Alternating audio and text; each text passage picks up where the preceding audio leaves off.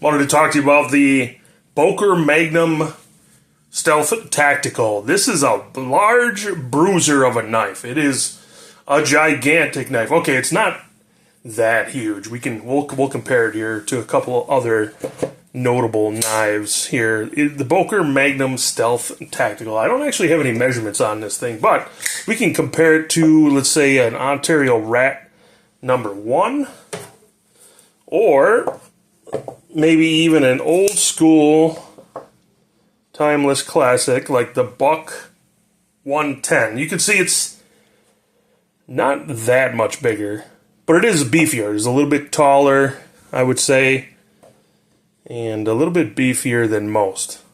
So that's good. I like this knife. I like how big it is. It is stout. It is, it's going to be a good workhorse type of knife for someone who's maybe doing some contracting or roofing. Someone who's doing some drywall maybe somewhere that needs to, punch a hole or two into something. I do like the spear point blade on this thing. I'm not a huge fan of the serrations, but I guess on a tactical blade, the serrations are there for a good reason. This thing didn't come extremely sharp out of the box, but it is somewhat sharp. And here, I'll give you just a good test here. So it's not bad. Maybe a few issues here up at the tip, but overall, from the factory sharp, it's okay. It's acceptable. At least it'll cut through the packing peanut, unlike some other knives that I've definitely seen. So it's okay. I do like the ergonomics on this knife. For my giant Gorilla Man hands, this fits really well, actually. Yeah, I wouldn't normally like the finger grooving, the contouring on this knife, but on this one, it actually feels pretty good. It even kind of disappears that pocket clip into my hand, and even on the reverse grip here, that pocket clip sits right where my middle finger is. So it's actually really good for extra large hands, like myself. So if you have extra large hands, this knife will definitely fit it. And maybe if you had, medium or smaller size hands, this thing might be a little bit much to carry.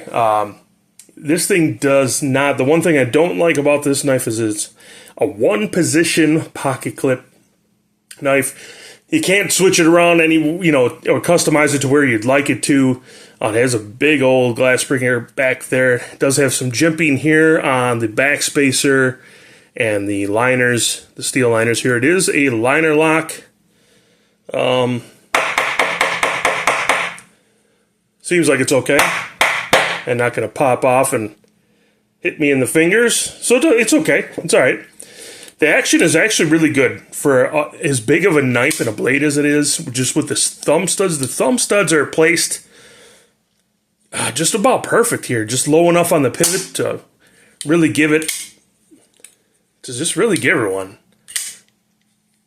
It's good. I like the action on it. It's solid. There's no blade play or lock rock or anything like that. It is a brand new knife, though. This is 440A steel. Now, I know some of you out there are gonna, mock that steel, but I tell you what, a 440A stainless steel is serviceable. It takes an edge very well. It is sharp. You did see it here on my small cut test here. Maybe we'll do it again. I mean,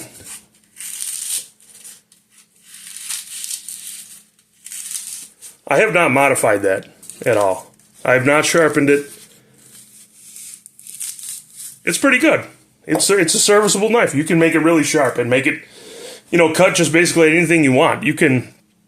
It's a user. This is a definite user type of knife. And for the price point is right around, or I've seen it online, let's say, at least under $30. It depends on where you go and where you've seen it, but it's definitely under $30, which is great, because for an inexpensive knife, it sure is pretty big and pretty tough. The scales are aluminum, so it is a little bit slick. I don't know. Let's just here, we'll give it a little bit of wet hand handling here. It does feel a little bit slick if your hand is wet. If you're gonna cut something with this while your hand is wet, I mean, you can still do it, but the grip on this is a little bit, it's a little bit slippery on that aluminum, because the aluminum doesn't have any texturing there. But it's good. And it's, you know, coated. I don't know if it's painted, coated, what the anodized, I don't know what they do to this aluminum to make it the black color. But maybe it's the coating too, or whatever it is that they put on there. They did coat the blade. I'm not sure.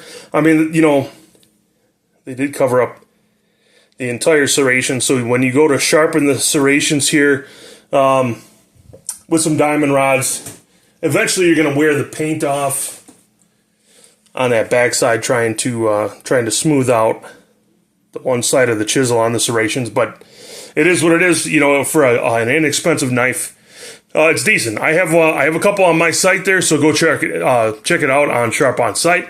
Or if you have any questions about sharpening, please reach out to me or leave me a comment right here. See you folks next one.